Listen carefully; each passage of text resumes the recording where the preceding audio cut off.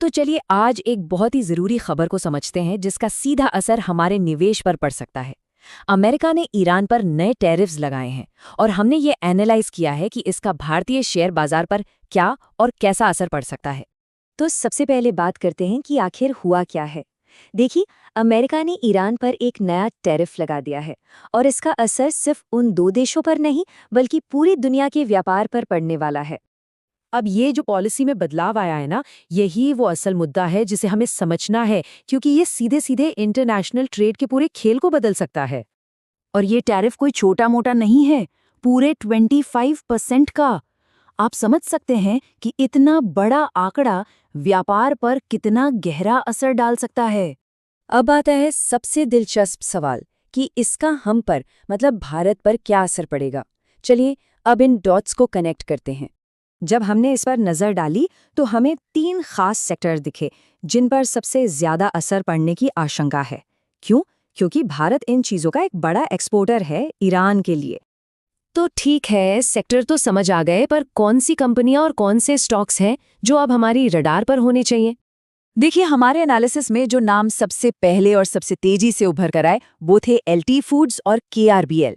ये दोनों बासमती चावल के बहुत बड़े एक्सपोर्टर्स हैं और ईरान इनके लिए एक बहुत ही बड़ा बाजार है। और यही बात इस खबर को इतना जरूरी बना देती है। ये सिर्फ जियोपॉलिटिक्स नहीं है, ये सीधे तौर पर उन कई निवेशकों से जुड़ी है जिनके पोर्टफोलियो में ये स्टॉक्स हैं। और रुकिए, बात यहीं खत्म नहीं होती। एक और पेच है। अमेरिका के साथ हमारे खुद के टैरिफ वाले जो मुद्दे हैं वो भी अभी तक पूरी तरह सुलझे नहीं हैं। तो ये एक और लेयर है जो सिचुएशन को और कॉम्प्लिकेटेड बना रही है। तो इन सब के बीच जो सबसे बड़ा सवाल हर निवेशक के मन में होगा कि अब करें तो करें क्या।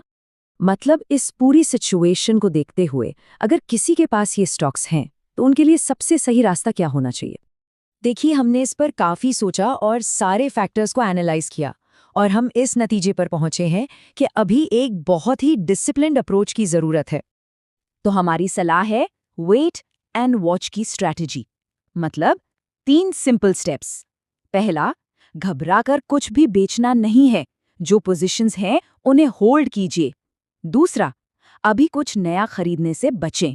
और तीसरा, थोड़ा इंतजार कीजिए, मार्केट को सेटल होने दीजिए ताकि वॉल्यूम और कीमतों पर इसका असली असर साफ हो सके।